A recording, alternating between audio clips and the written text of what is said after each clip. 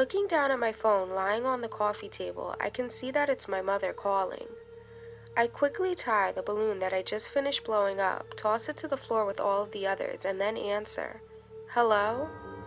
Natasha, we're almost there. Is everything ready? She asks excitedly. Yup, just got done setting up. Okay, good. And remember, make sure you hit the record button as soon as you hear us pulling into the driveway. Yes, Mom, I know. I won't forget, I say, sounding a little annoyed. I mean, how could I? She'd only been talking about this party and pounding every detail of it into my head for the last couple of months, ever since we found out that she was coming. But I know that Mom just wants everything to be perfect, and I understand why. She's been waiting for this moment for a long time. Mom and Dad have been trying to have another kid since I was like 4 or 5, and I'm 15 now.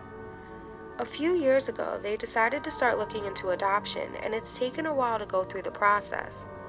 At first, they wanted a newborn, but after the adoption counselor told them that they could be waiting around for another few years for an infant, they opted for an older child instead. And today is the day that we're welcoming my new sister into our home and family. She's 10 years old, and her name is Madeline, but she likes to be called Maddy. She was removed from an abusive home when she was 7 by CPS. Her father was a drunk, and not only did he beat her mother on a daily basis, but he also beat Maddy and her younger brother. Luckily, one day at school, one of her teachers noticed some bruises on her and reported it. My parents asked what happened to her brother, and were told that unfortunately they were separated when they were taken from the home, and they're not really sure what happened to him after that. I used to look forward to welcoming a little brother or sister into the family. I hated being an only child. But now that I'm older, I honestly don't know what to expect. I'm not sure if I'll feel the same way or not. A lot of my friends who have younger siblings complain all of the time about them and how they're constantly invading their space and just barging into their room and stealing their stuff. Some of them even have to share a room. Maddy and I won't be doing that. Thankfully, we have an extra room, and just last week, Mom and I went shopping and got a bunch of stuff to decorate it. I told her maybe we should wait and just take Maddy to pick out what she wanted when she got here, but Mom was adamant about everything being ready before she arrived. I think it turned out nice, but hopefully she likes it. I get up and head to the kitchen to get the snacks ready to sit out. Just as I finish dumping a bag of potato chips into a bowl and place it on the dining room table, I hear a car pull up. I grab a chip and quickly shove it into my mouth, then race over to the camera, and I'm just about to press record when there's a knock at the door. And that's when I realize that it must be the pizza delivery guy. So I grab the $30 that Dad left and open the front door. That'll be $25.88. I hand him the money. Keep the change. Just as he's about to thank me, I see our car driving up the street, so I slam the door, drop the 3 pies on the island, and dart for the camera once again. I press record as I hear the trunk close, and then I can see from the window that Dad's rolling a suitcase up the driveway. I take my position in the living room, standing in front of the huge banner Mom bought that says, "Welcome home, Maddy." Dad walks in first, then Mom and Maddy come in behind him. She looks around, taking everything in, and then a strange look appears on her face. I'm not really sure if she's happy, sad, or frightened. "Welcome home," I shout, grinning from ear to ear, just like Mom instructed me to do. She jumps, like I startled her, and then looks at me as she places her hand over her heart. "I'm sorry, I'm just a little nervous, and a bit of a scaredy cat." "No worries," I tell her with a smile. "Hi, I'm Natasha." "I'm Maddy," she replies in a quiet, timid voice. "Who's hungry?" Dad calls from the kitchen. "I'm starving, but why don't I show Maddy her room first so that she can put her things away?" I offer. "That's a wonderful idea," Mom says, beaming. So I grab her suitcase that Dad left sitting next to the couch and start heading down the hallway. "Follow me." I stop in front of her door. "Go ahead, it's all yours," I say, motioning for her to open it. Her name is spelled out across the front in purple and pink wooden letters. Hesitantly, she steps forward, places her hand on the knob, and then glances back at me. "Go ahead." She twists it, pushes it open, and then steps inside. I stand out in the hallway, waiting a moment for her to get a good look at everything, and then finally I ask, "Do you like it?" "I don't know. I've never had a room as nice as this before. Me and my brother always shared a room, and then when I went into foster care, I was always in a room with a bunch of other girls. Well, this is all yours." She smiles and takes a seat on the bed. "I think I'm going to like it here." "Well, I'll give you a minute to get settled. We ordered some pizza, all different kinds because we weren't sure what you liked, so just come get some when you're ready." "Okay. And oh yeah, my room is right next door if you ever need anything or just want to talk."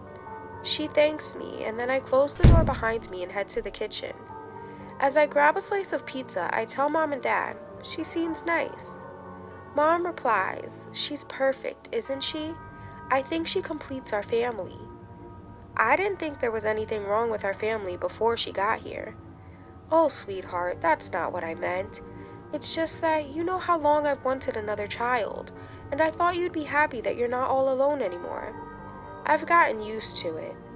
And don't forget, I'll only be here for a few more years before I go off to college. I haven't forgotten, Natasha, and that's another plus of having Maddy here now. Once you're gone, I won't be all alone." "Hey, what am I, chopped liver?" Dad shouts from the living room.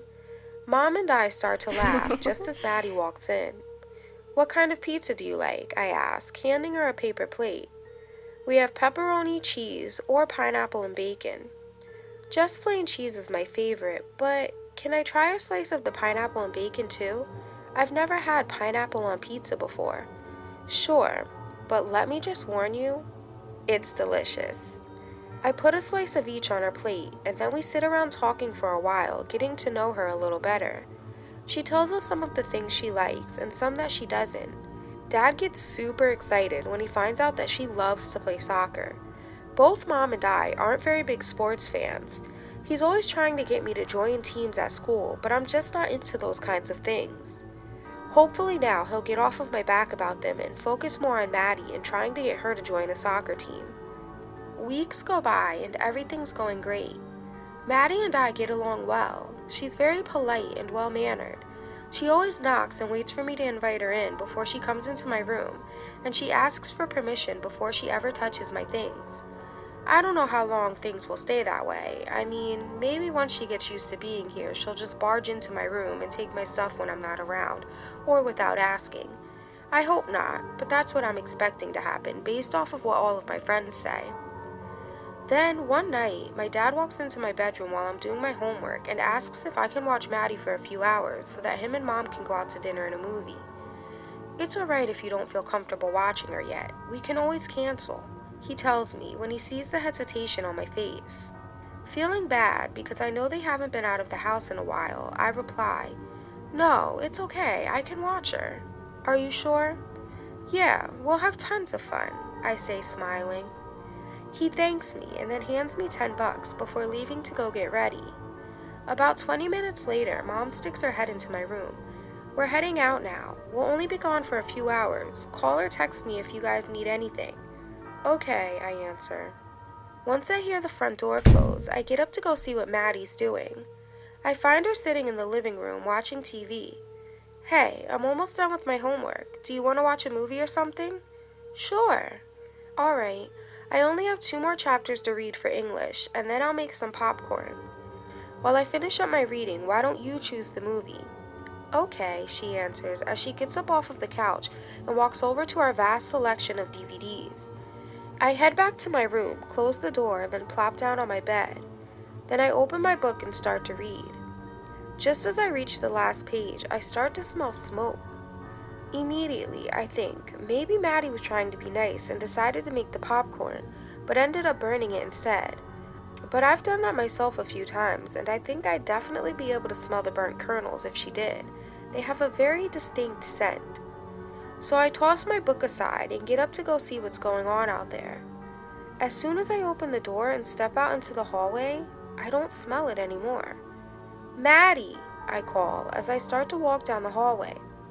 "Maddy, where are you? Why aren't you answering me?" Finally, I make it to the kitchen, and that's when I hear something behind me. Swiftly turning around, I catch a glimpse of a dark shadow out of the corner of my eye. Then, as suddenly as it appeared, it disappears around a corner. I chase after it, running so fast that I end up stubbing my toe on the leg of the couch. "Ow!" I shout, lifting my foot and grabbing a hold of my big toe. I rub it for a few seconds until it stops throbbing. Then I shout for Maddy again. "Maddy, will you please answer me?" Once I make it into the living room, which is where I just saw the shadow, I hear her voice, very faintly, but I can tell that it's coming from down the hallway somewhere, so I turn around, assuming that she must be in her bedroom now. As I get closer and closer to her door, it sounds like she's talking to somebody. I stop and listen to what she's saying. "Yeah, they're nice, but I wish we were together. I miss you so much." At first I think maybe she's talking on the phone, but then I quickly realize that my parents didn't give her a cell phone. They discussed the option before she got here, but they decided that she was too young and that they should wait a few years. I was pretty ticked off that they had even considered it, because I had to wait until I was 13 to get my first phone. Then suddenly I hear whispering. I listen closely, trying to make out what it's saying, but I can't. Finally I knock softly on the door. "Maddy, it's Natasha. Can I come in?" She takes a moment to reply, but then answers, "Yes." So I open the door and step inside. "What were you doing?" "I don't know what you mean," she tells me with an innocent look on her face.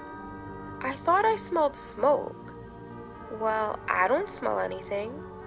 "Yeah, I don't smell it now either, but I swear I did. And didn't you hear me calling you?" She shakes her head no. "Who were you just talking to?"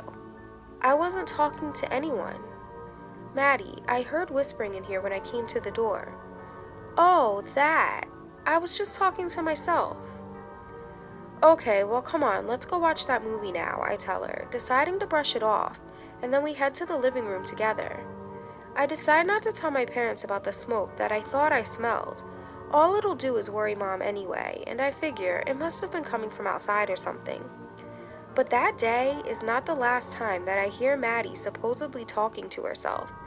That continues to happen on almost a daily basis. One day I decide to bring it up to my parents when Maddy isn't around. "Mom, have you or Dad caught Maddy talking to herself?" "I can't say that I have." "Well, what about Dad?" "I don't know, honey. You'd have to ask him yourself." I call him in from the backyard and ask him the same question. "No, I haven't noticed anything like that." "Oh, come on. I can't be the only one who's seen her doing it. She does it literally all of the time." "Even so, I don't think it's any cause for alarm, Natasha. People talk to themselves all the time," Dad says. Then Mom adds, "And you've got to remember, honey, she didn't have anyone to talk to before she came here. The adoption counselor told us that she always kept to herself, so if she talks to herself sometimes, I don't see anything wrong with it. But she has us to talk to now," I argue. "You've got to understand that she may not be comfortable doing that just yet. She's only been here a few months." Since my parents don't seem to think that there's anything wrong with it, I brush it off for now. But then about a month later, things really start to get odd. One night, Maddy wakes up screaming and crying. We all rush into her room to make sure she's alright. "I must have had a nightmare," she tells us. Just as I'm leaving to go back to bed, Mom starts tucking her back in, and that's when she cries out in alarm. "Oh my, Maddy, what happened?" I turn around and see her holding Maddy's right arm up in the air, and there's a huge bruise about the size of an apple above her elbow. "I don't know. It wasn't there when I went to sleep. Maybe I hurt myself at soccer practice today." "Well, did you or didn't you?" I ask her from the doorway. "Natasha, please," Mom says to me. "What? She should know if she got hurt a few hours ago." She glances back at Maddy. I don't remember." "Well, Dad didn't mention her getting hurt," I tell Mom. "He always drops Maddy off at soccer practice, and if he doesn't have errands to run, then he stays there to watch." "Was he there the whole practice?" Mom asks Maddy. She nods her head. So I go to get Dad, who went back to bed after he found out that it was just a nightmare. I guess he figured that Mom had the situation under control. He trudges back down the hall to Maddy's room, wiping the sleep from his eyes. Is everything alright? Mom shows him the bruise. Did she get hurt at practice today? He walks over to take a closer look. She fell when one of her teammates kicked the ball out from under her, but she seemed to be okay at the time. Oh, don't worry, you'll be alright, kiddo. Let me go get you some ice, and then you can go back to bed. Okay, thanks, she replies. The next morning, when Maddy and I sit down to eat breakfast, Mom reminds me that Maddy's first game is that afternoon. I was supposed to meet up with Nicole at the library today after school. We have to do research for our history project that's due next week. Natasha, this is important. It's Maddy's first game. We should all be there for her. It's okay, you don't have to come, Maddy says, making me feel totally awful, like I'm choosing school over our family. No, it's okay. I'll just tell her I have to reschedule. That afternoon, Mom picks me up, and then we head over to Maddy's school where her and Dad are already waiting. We find a seat in the bleachers, and then I look for Maddy. When I spot her out on the field in front of the goal, I wave, but she doesn't seem to notice me. So then I shout her name, but she still doesn't look in my direction. I sit down thinking, wow, she must be really focused on winning today. The crowd starts to cheer and scream as one of the opposing team players starts making their way down the field toward Maddy, and that's when I see that she's standing inside of the goal talking to herself. Immediately, the same mysterious whispering floods my ears, just like every time I've caught her talking to herself before. So I pull out my phone and start recording. That way, this time I'll have proof when my parents say that they don't ever see her doing it. As the other team gets closer and closer to the goal, preparing to score, Maddy snaps out of it and blocks the ball from entering the goal, literally at the very last second. Half of the crowd jumps up, clapping and cheering. Maddy smiles from ear to ear and finally spots us in the crowd and waves. Her team ends up winning, and we go out to dinner after the game to celebrate. That's when I decide to ask her, "Hey Maddy, during the game it looked like you were talking to someone." "Not this again, Natasha. Will you please stop it?" Mom complains. Then I pull out my phone and show them the video. Maddy's face flushes red with embarrassment. "You do look like you were talking to someone, sweetheart," Dad says to her. She stays quiet for a minute and then answers, "Sometimes I talk to my brother. I know it sounds silly, but I just really miss him. And I know he's not really there and that he can't hear me, but it just makes me feel better to pretend that he is." We eat dinner and then head home. Once Maddy's in bed, I tell Mom, "I just don't think it's normal. Maybe she needs to see someone." "What do you mean?" "You know, someone that she can talk to. Someone that's actually there, like a psychiatrist or something." "I don't think it'll hurt," Dad says, agreeing with me. Mom is a little reluctant at first, but Dad says that he'll talk to her about it, and a few days later, Maddy goes to her very first session. She isn't happy about going, and I think that she's mad at me. She must know that I was the one who suggested it. Because after she starts going, she keeps her distance. She stops coming to my room to just hang out like she used to, and then I start to notice some of my things going missing. I bring it to the attention of my parents, but Maddy vehemently denies that she took any of my things. "You probably just misplaced them," is what Mom tells me. And when I find a few of them in different places around the house, I think for a minute, maybe she was right. But then, I find a little teddy bear that my grandma gave to me when I was a little girl in one of the kitchen cabinets. And I know that I put it in a very specific spot in my closet. I haven't touched it in years, so either someone moved it, or I'm starting to think that our house could be haunted. And I think it may have something to do with Maddy, because none of this started until she got here. I mean, it's not too far-fetched of an idea. I've always been interested in that type of stuff anyway.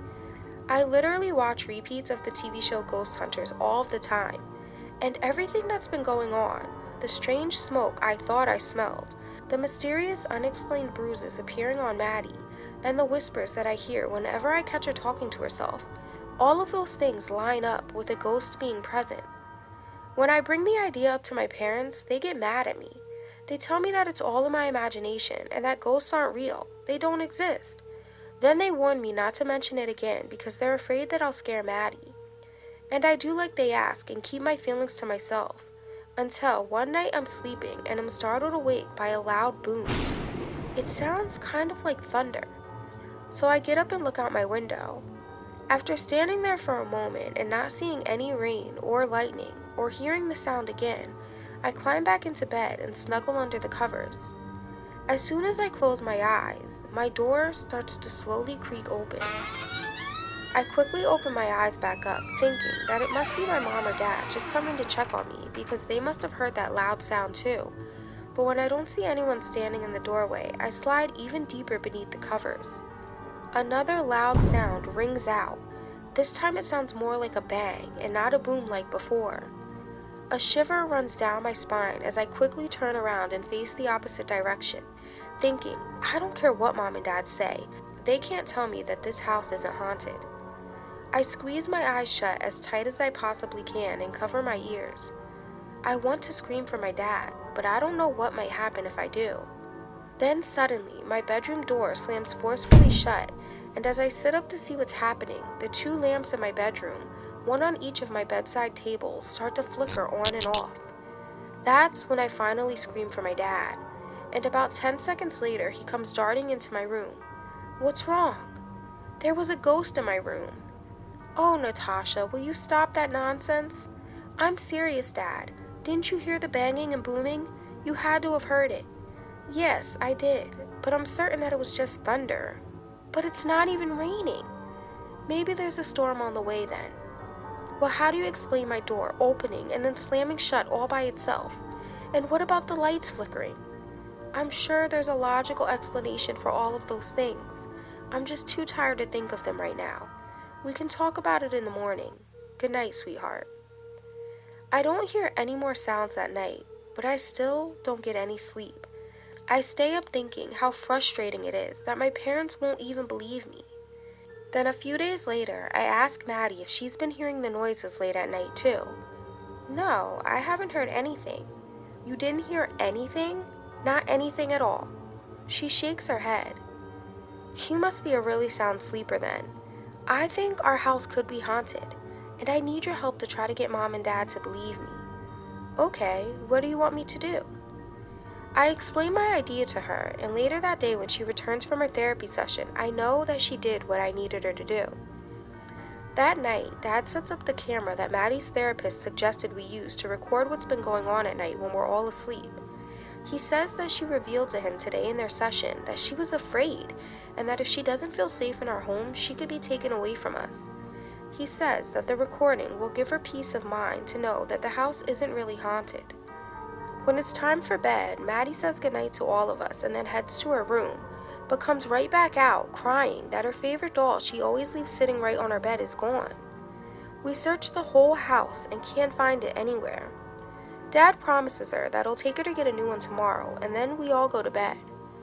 I fall asleep rather quickly that night, relieved to know that in the morning at least we'll have an answer as to what's been going on. Then around midnight, I wake up to go to the bathroom, and just as I flush the toilet, I hear the same loud banging and booming that I've been hearing every night now for the last few nights. I stand there, my hand on the knob, frozen in fear because I'm too afraid to go out there, but I know that I can't stay in the bathroom all night long. So I twist the knob and cautiously step out into the hallway. Just as I'm about to race to my bedroom, another bang and boom ring out and echo throughout the hallway. I cover my ears and begin making my way down the hall. Just as I make it to my bedroom door and am just about to go inside, I catch a glimpse of something running across the living room. And as terrified as I am, I'm also a little curious to see what it is. So I turn around and begin to make my way in there. As I come around the side of the couch, I see Maddy's doll that she was looking for sitting right there. Fear washes over me when I realize that it had to have been placed there because we looked everywhere before she went to bed, and we would have definitely seen it if it had been sitting there all along. I reach out my hand to grab the doll's arm, and suddenly, maggots come seeping out of her mouth and crawl across the couch toward me in a frenzy. Giggling, which sounds like it's coming from a little girl, echoes all around me. I let out a blood-curdling scream and go running back down the hallway into my room and slam the door behind me. Then I leap into my bed and hide under the covers, still screaming the entire time until my parents come charging in. The doll! Maddy's doll that we were looking for! I tell them frantically, pointing toward the living room. The ghost, it must have put it on the couch. I'm so tired of this, Natasha. Why don't we just watch the tape, Mom suggests. No, we'll wait until tomorrow. Maddy's therapist said record all night until we wake up and then bring it to him first thing in the morning, Dad argues. Mom stays with me the rest of the night, and finally I fall back to sleep when the sun starts to come up. She wakes me a few hours later, and then we all get some breakfast and head to the therapist's office. He takes the camera from Dad when we get there, and then tells us to go home and he'll give us a call later today. Around noon, the phone rings. He tells Dad that he's watched the footage from last night and that now we can come back to discuss it with him, and we should bring Maddy with us. So we all get into the car and head back to the office. First, Maddy is taken to the back for an emergency session with her therapist, and once her hour is up, the receptionist escorts us to the back, and we have a seat, and then wait for the therapist to come into the room. Hello, doctor, Dad says, greeting him when he walks through the door. Is everything all right? Where's Maddy? Yes, she's fine. She's just in the other room. The man shakes everyone's hand and introduces himself. My name's Dr. Ramsey, and I'm Maddy's therapist. After watching the video that was recorded last night, I believe that Maddy is schizophrenic. Now feel free to get a second opinion, but I'm fairly certain that my diagnosis is correct. So what exactly are you telling us? That she's crazy? Mom questions angrily. No, ma'am. What I'm saying is that after I showed her the video, she claims to have no recollection of any of it. I believe that Maddy has been the one causing these strange things to happen in your home. I don't think that there's any ghost. The unexplained bruises, the constant talking to herself, the bangs and booms that everyone has been hearing at night, all of those things are occurring when she's been sleepwalking. That's why she doesn't remember any of these things happening, because she's not actually aware that she's doing them. The video taken last night captured Maddy sleepwalking, wandering all over the house for hours, bumping into things and knocking them over. Then she stood in the hallway and opened Natasha's bedroom door and just stood there watching her. As a chill runs through me, causing me to shiver, I ask, "And what about the doll? Did she do that too?" He nods. Yes, she's also the one who placed the doll in the living room. Well, you're a doctor. Tell me what's wrong with her. Why is this happening? Mom asks, confused. I believe that this issue stems from the trauma she endured in her troubled childhood. As he goes on talking to us, I start to think that this whole time I thought something evil was attached to Maddy. And it turns out I was right. But it was just a different kind of evil. Don't forget to subscribe for new stories weekly. See you next time on Nina's Nightmares. Really? You're supposed to click the like button, not me. Ugh.